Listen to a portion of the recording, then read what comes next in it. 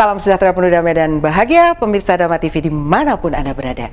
Senang sekali saya Satna Dewi bisa menyumpai Anda kembali tentunya dalam Manage Your Mind. Kata kunci kita adalah mind it's not everything. Bahwa pikiran bukanlah segala-galanya, but everything is from mind. Tetapi segala-galanya berasal dari pikiran kita. So, jadi manage your mind. Kelola pikiranmu. Baik pemirsa Dharma TV, tentunya banyak di antara kita yang belum mengenal tentang diri kita sendiri. Ada kata-kata atau petunjuk yang mengatakan, kenalilah dirimu maka engkau akan mengenali Tuhanmu. Jadi, siapakah sebenarnya diri ini? Terdiri dari apa sajakah diri ini? Pernah berpikir tentang, pernah nggak mengamati bagaimana kinerja pikiran kita? Dari mulai bangun tidur, dia sudah bergerak, ya.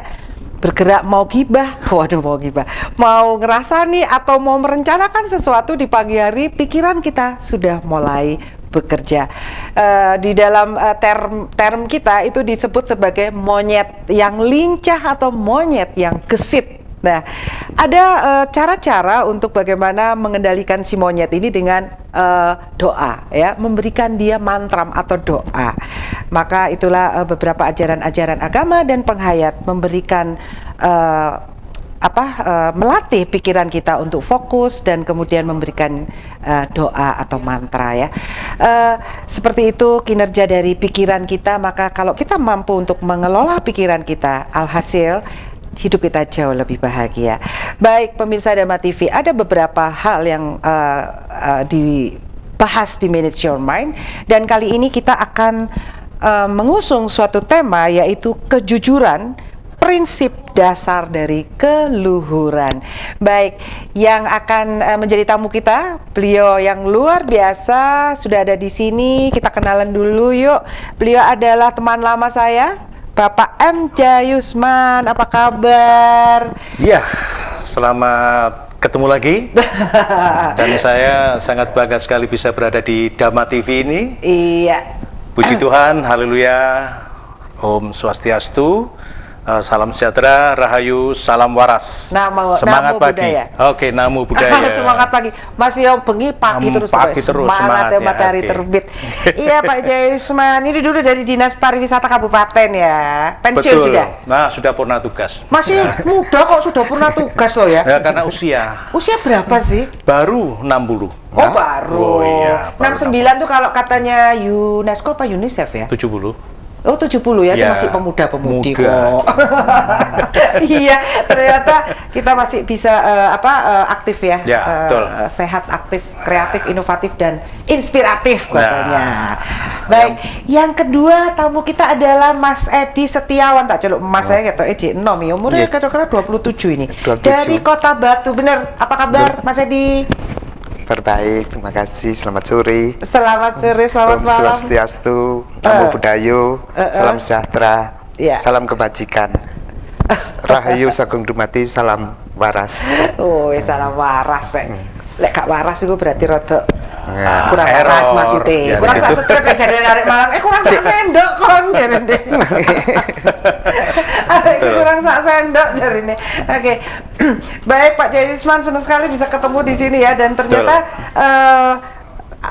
mungkin karena kita sudah lansia, bukan lansia sih, senja. Kalau matahari itu sudah belum lah ya. Belum. Tapi semangat terus tetap. Iya dong, iya dong, sehat ya. Semangat tetap muda. Ya. Dan ternyata di usia-usia kita sudah mulai membahas hal-hal semacam ini ya, Pak Jayus. Dulu kita nggak sempat ya ngobrol-ngobrol gini Pak Jayus. Belum. Sekarang menuju para religius dan spiritual sekarang. Arahnya ke sana ya. Setelah ngubungin dunia, setelah ini ya Kawah Chandra di muka ya, Pak Jayus ya. Around the world. Oke. Ini prinsip dasar keluhuran dalam hidup adalah kejujuran. Ini kita sepakat dulu enggak? Dan tentunya ini juga berdasarkan pengalaman lebih baik Pak Jayus ya. Pendidikan dari Sabto Dharma semua kan ini kan? Betul. Ya, apa sih sebenarnya kejujuran itu dan apa pentingnya berlaku jujur dalam kehidupan? Iya. Kira-kira gimana Pak Jayus? Jadi yang namanya kejujuran itu adalah sebuah proses. Jadi kejujuran itu tidak langsung bisa kita lakukan sesekali, dua kali, tidak bisa, karena itu proses. Karena kita kejujuran itu didahului dari pola tindak, pola berpikir. Itu pun juga harus mulai dari sejak kita kecil. Nah, itu harus kita tanamkan kepada putra-putri kita, kepada sanak famili, siapapun yang dekat dengan kita. Karena kejujuran ini merupakan salah satu nilai penting yang agak sulit untuk digapai. Oleh karena itu ada semacam edukasi yang berurutan gitu loh. Jadi tahapan-tahapannya harus ada. Kalau enggak langsung di finish kepada kamu harus jujur, itu sulit sekali. Ya, ini berproses. Jadi mulai dari peristiwa-peristiwa mungkin ya. Ya, mungkin kejadian-kejadian kecil, katakanlah sebuah kesalahan kadang kita punya putra-putri kan. Nah, masih kecil, kemudian ada kesalahan mungkin menumpahkan air. Nah, itu harus ada bimbingan, tidak kamu gelas salah tapi gak ngaku. Nah, kan dulu gitu wedi saking wedine ya. Itu contoh. Tapi ini harus ada edukasi. Nah, Dik, kamu tidak boleh lagi melakukan hal semacam ini. Nanti kalau gelas ini pecah, kena kaki kamu gimana? Nah, tapi dia kadang-kadang anak kecil mengatakan, nggak sempat saya tadi ngambilnya, keburu-buru, kesenggol ya, Bu. Nah, dan sebagainya gitu. Ada alasannya. Itu ada alasan. Tetapi terus ada semacam edukasi. Nah, lain kali harus begini. Nah, ini secara tidak langsung kita memberikan tata cara mengambil gelas. Yang kedua, kita berproses pada kejujuran itu. Jadi nggak langsung kamu tuh pecah gelas. Wah, itu nggak boleh gitu ya Pak Jayus ya. Kan banyak tuh langsung dimarahin Pak Jayus. Itu kemudian bisa down pikiran anak kecil kan seperti itu. Membuat dia tidak jujur akhirnya. Satu nanti. Itu yang kemudian dia menjadi orang yang penakut. Iya kan? Wah, sedikit dimarahi berarti saya tidak boleh salah. Bukan itu artinya gitu. Tapi justru kalau kita kemudian salah, kemudian diberitahu, mereka akan berpikir, oh ternyata saya berbuat gini salah, berbuat salah. Nah kan gitu. Ini proses daripada bagaimana kita menggapai sebuah kejujuran seperti itu. Ini kayaknya ada pengalaman ini. Aku nang Mas Andi di sini. Mas Andi. Mas Edi, sorry. Tadi aku bawa yang tadi. Mas Edi itu waktu kecil pernah nggak dimarahin gara-gara sesuatu dan kemudian menjadi tidak jujur, Mas? Sangat sering kali. Cocok atau? Iya. Sering kali karena takut ya kita malah jadi berbohong. Nggak berbuat jujur lagi. Iya. Tapi apa yang akhirnya? Apakah terus jadi merasa bersalah? Yang jelas merasa bersalah sampai sekarang pun. Dari seperti yang diaturkan oleh Pak Jayus tadi itu, kejujuran adalah sebuah proses. Itu kita mengawali dari jujur pada diri sendiri dulu. Ya. Mengawali dari jujur walaupun kita berbohong, tapi jujur pada diri sendiri itu nggak bisa digoro ya, ditipu. Ya, tidak mungkin bisa menipu diri kita sendiri. Nggak bisa menipu diri kita berbohong, tapi di dalam diri kita sendiri terus sepertinya menuntut untuk rasa berbuat jujur pada diri sendiri, untuk mengakui dalam diri mengakui kepada diri kita sendiri bahwa saya adalah tadi berbohong lalu gitu. Mengakui itu maksudnya menerima diri sendiri. Menerima diri sendiri. Oke. Terus Mas Edi, sampai sekarang masih ada yang ditutupin kah? Masih, jelas masih. Jelas masih itu karena ya tadi yang seperti diaturkan oleh jenengan tadi itu, kejujuran justru akan membawa sisi yang dampak negatif yang lainnya itu loh. Seperti itu terpaksa kita menutupi untuk kejujuran itu. Tapi tetap yang di diri sendiri ini tetap masih terus seperti diadili oleh diri sendiri gitu. Iya. Baik itu gimana Pak Jayus kalau menurut penjenengan? Ini pola pikir ya. Ini bisa menjadi sesuatu mental. Akar dari masalah ketidakjujuran menjadi faktor mental nantinya. Bagaimana kalau menurut Pak Jayus? Ya, sebetulnya itu kalau kita mau berprinsip bahwasanya kejujuran itu adalah kendaraanmu. Gitu loh. Sedangkan kebenaran itu adalah pandangan hidupmu. Ya kan? Sedangkan tujuanmu adalah Tuhan Yang Maha Esa. Kelak seperti itu. Iya kan? Ya itu bisa jadi retorika tuh kalau kayak gitu, tapi dihadapkan pada masyarakat gimana dong Pak Jayus? Enggak, ini kan sebuah analogi gitu ya. Supaya kita nanti kita punya anunya lah ya, patternnya, pola berpikirnya tuh begitu ya.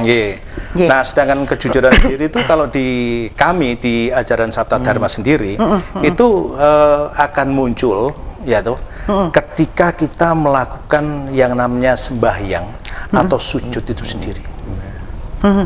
Ini dalam konteks ajaran kami loh ya, sahabat Ya. Dharma. Iya, iya, iya. Kenapa? Di dalam ajaran kami itu sujud itu akan satu, yang maksud itu sujud yang maha kuasa. Ya. Yang kedua, kita mengucapkan kesalahan kita.